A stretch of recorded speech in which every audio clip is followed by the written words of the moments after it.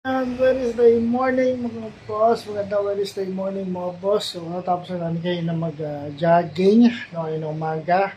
Pagkahatid namin kay Kulit ng afternoon, nabalik kami. So kauwi lang namin galing ng palengke. At ayun yung binili namin, Jenny's Chicharon, pinamasarap na chicharon. At yung mga pinamalengke sa baba. No? So tayo sa baba. At ayun, si Kuya Sian ayun sa baba. Ayun pala, ayan. Mamaya pasok na, kagising lang. Mamaya pasok na yan. At, ayun, sa baba na rin si ate. So tayo sa baba na yun. Ayan yung pinamili natin. Palengke. Mag-ano kami. Ayan pa. Ayan. Kamote, saba, at yung gata, no? Ayan, gata. Ayan. Mag-ano kami. Tsaka gabi. Meron tayong langga. So, meron tayo na tilapia. Baka may nainom mga bito-bito ka, chicken mo yung hati sa gitna. Ito mo. Yan, chicken mo. May pusit. Ayan. Libre lang yung pusit. Saan galing? Nagdag doon sa binili ko na ano. Ayan. So, ayan. Nagdag niya dahil uuwi na din siya. Ay, binilan mo ng ano? So, binilan ng galungkong. So, yun, libre lang pala yung pusit. Dahil pauwi na. So, bibili yung pusit. Bumili ng galunggong. At ay mag-iwan ng tilapia. Ayan. Sabi ko ba kayo ito? Ayan, tilapia. Mag-iwan tayo na. Tilapia. No? So, at igetaan. Ayan. Kasi may langkang binigay yung suki namin sa buko. So, ayan, bumili ng kamote, gabi, saba, at yung gata. Ayan, mag-ayos na tayo ng ating gagamitin na pang ihaw. Ayusin na muna natin siya. So, ayan na mga boss, napasalo na yung ating ihaw na tilapia. Ulam natin sa pananghalian. Ayan. Ito tayo sa ating garahe. Ayan. Ayan. Ayan sa taas yung mangga. Ayan. So, kaya yun. Ayan yung balik na natin bayaw. Ayan. Dito siya tutulog. Dito siya tutulog dyan. Ayan ang tulog niya. At ayan lang ating tilapia ulam sa pananghalian. Tapos sila niluto ng pritong galunggong tsaka yung kusit, no? Yung ulam yung tatlo. Mamaya tayo kawa itong tilapia. Ayan. Ayan, ulam natin ngayong pananghalian. Ihaw na tilapia. Sana yung mga uling hulo lang sa ilalim. Ayusin natin.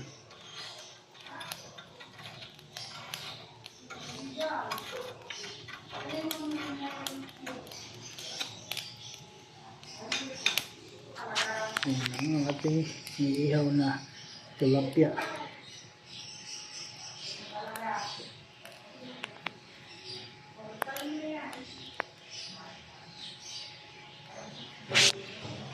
So, yun yung ating iniihaw na tilapia.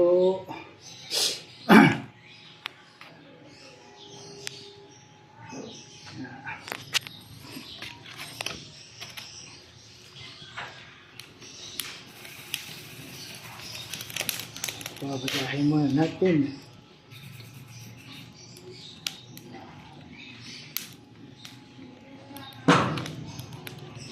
Binabagan muna natin. Dahil naligay tayo ng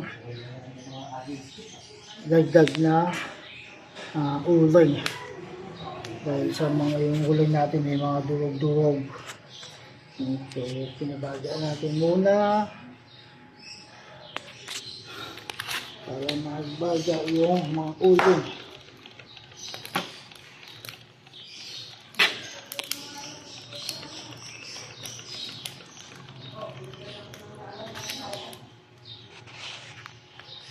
Babagay na ang ating mga uling.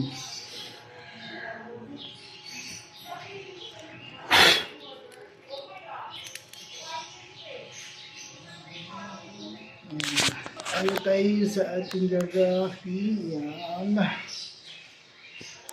At sa taas yung mga mangga. May bunga na yung mga mangga niya. Mga ilang pirasong bunga.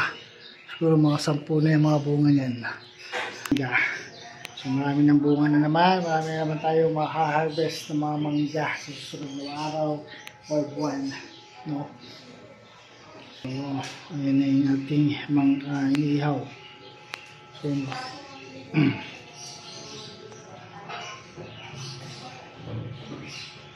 ayan mga boss, nabarito din natin yung ating ihaw na tilapia. Ayan.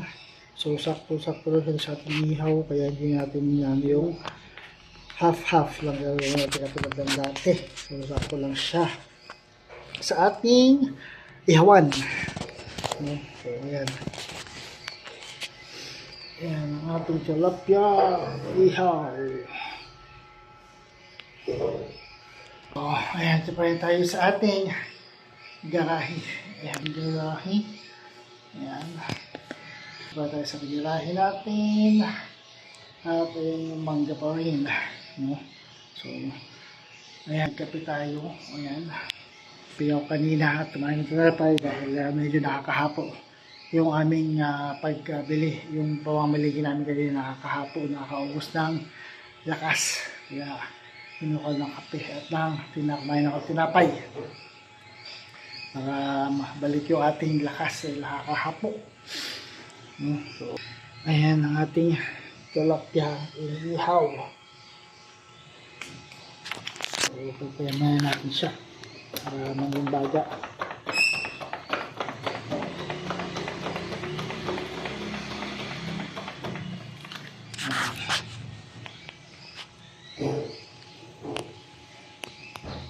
Ulam natin sa pananghalian, tapos yung tatlo ay mag-ano ng pritong galunggong at yung pusit.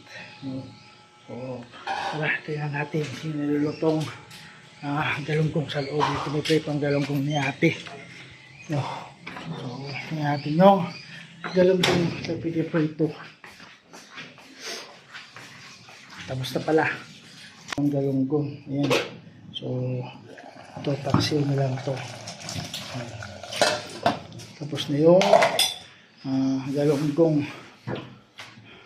Tapos na prituhin yung galunggong. Sana kaya? So, nasa natin yung galunggong. Ayun, nasa loob, nasa ilalim pala.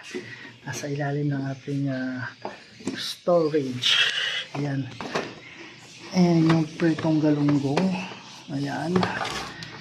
Ulam na lang tatlo. Ayan. At yung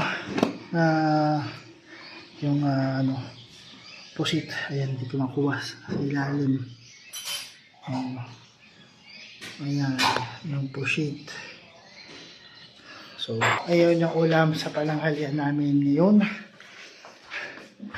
Ulam na lang tatlo, yung galunggong, saka yung pusit. Tapos kami naman, yung inihaw na tilapia, ang ating tilapia. Ito na siya. Ayan na siya. Malabas na yung mga katas-katas niya. At kukunin natin yung mga uling sa ilalim.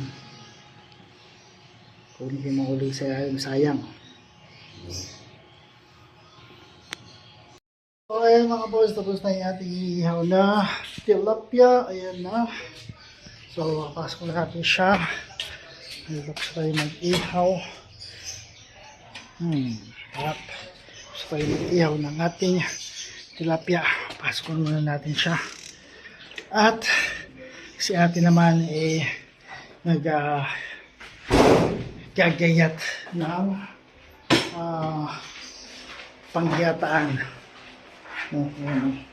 Kamote, ang gabi, ginagayat niya para mamaya lulutuin na lang.